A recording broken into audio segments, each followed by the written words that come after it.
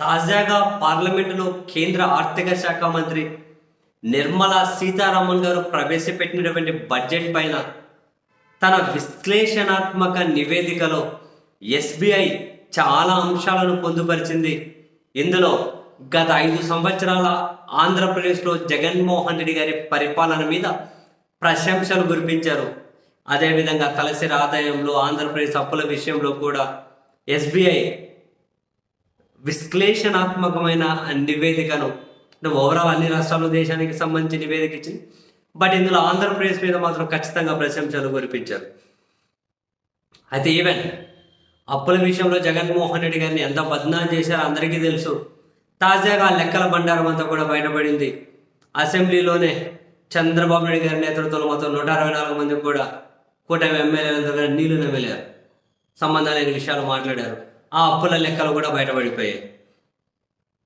తాజాగా ఎస్బీఐ కూడా తన నివేదికలో 15వ ఆర్థిక సంఘం సిఫార్సులతో పాటు విద్యుత్ సంస్కరణలు కూడా అమలు చేస్తున్నటువంటి ఆంధ్రప్రదేశ్కి అప్పులు తీసుకునేందుకు ఉన్న అనుమతి ఎంత 2022లో చూస్తే జిఎస్డిపిలో 4.5% అప్పులు తీసుకునే అఫీషియల్గానే అప్పులు తీసుకునే అనుమతి ఉంది. జిఎస్డిపిలో 2022లో 4.5% తీసుకునేకి అనుమతి ఉన్నా కూడా జగన్ సర్కార్ తీసుకున్నది 3.1%.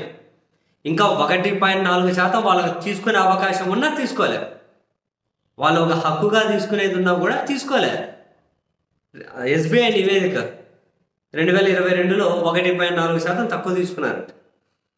2023లో జిఎస్డిపిలో 4% అప్పు తీసుకునే అవకాశం ఉన్నా వాళ్ళు తీసుకునేది 3.5%.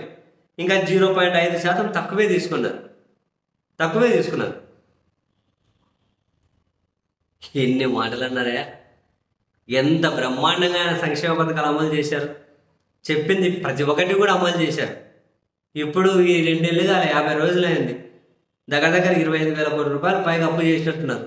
ఒక్క పథకం ఇవ్వలే. నోరుంది కదా అని ఏది బుద్ధి పెడితే మాట్లాడి చాలా క్లియర్గా మెన్షన్ చేశారు. వాళ్ళు ఇంకా ఆంధ్రప్రదేశ్లో మెన్షన్ చేశారు, సేమ్ పేరు కూడా. ఆంధ్రప్రదేశ్లో జగన్ ప్రభుత్వం ఆరోగ్యం విద్యతో అనుసంధానం చేసి సంక్షేమ పథకాలను అమలు చేయడం చాలా గొప్ప విషయమని, గొప్ప పరిణామమని, మహిళలు పిల్లల విద్య మహిళల ఆరోగ్యంతో కూడిన పథకాలను కూడా అమలు చేయడం శుభ పరిణామమని, మహిళా సాధికారత సాధించడమే లక్ష్యంగా పథకాలను జగన్ సర్కార్ అమలు చేసిందని, ఇవన్నీ కూడా లాంగ్ రన్లో అంటే దీర్ఘకాలికంగా ఫలితాలను సాధించడంతో పాటు దేశ అభివృద్ధికి దోహదపడతాయి అని చెప్పి ఎస్బీఐ తన వివరణాత్మక విశ్లేషణ నివేదికలో పేర్కొన్నారు. విద్యా కానుక, గోరుముద్ద, అమ్మఒడి, చేయూత, పొదుపు సంఘాలకు వైఎస్ఆర్ 0 వడ్డీ ఇవన్నీ కూడా మహిళా సాధికారత సాధించేదానిలోకే వస్తాయని, పిల్లలకు విద్య మహిళల ఆరోగ్యంతో కూడిన పథకాలేనని, ఇవి భవిష్యత్తులో సమాజానికి అంటే దేశ అభివృద్ధికి సమాజ అభివృద్ధికి బాగా దోహదపడతాయి అని చెప్పి ఎస్బీఐ విశ్లేషణాత్మక నివేదికలో తాజా కేంద్ర బడ్జెట్ మీద ఈ అన్ని అంశాలను మెన్షన్ చేశారు. ఎన్ని అబద్ధాలు చెప్పారు. ఏం దారుణమే నిజంగా.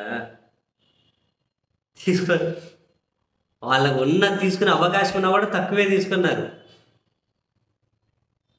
చంద్రబాబు నాయుడు గారేమో అసెంబ్లీలో ప్రవచనాలు చెబుతూ ఉన్నారు. ధ్వంసం జరిగిపోయింది, వినాశనం జరిగిపోయింది, నాకు బాధ వేస్తుంది, బాధ్యత ఉండాలి, ప్రజలు ఆలోచించాలి, ఇన్ని మాటలు అన్నారు. నేను అప్పటి నుంచి చెబుతూ ఉన్నా, ఆధారాలు లేకుండా మాట్లాడుతూ ఉన్నారు, ఇవన్నీ గాలి మాటలు అని.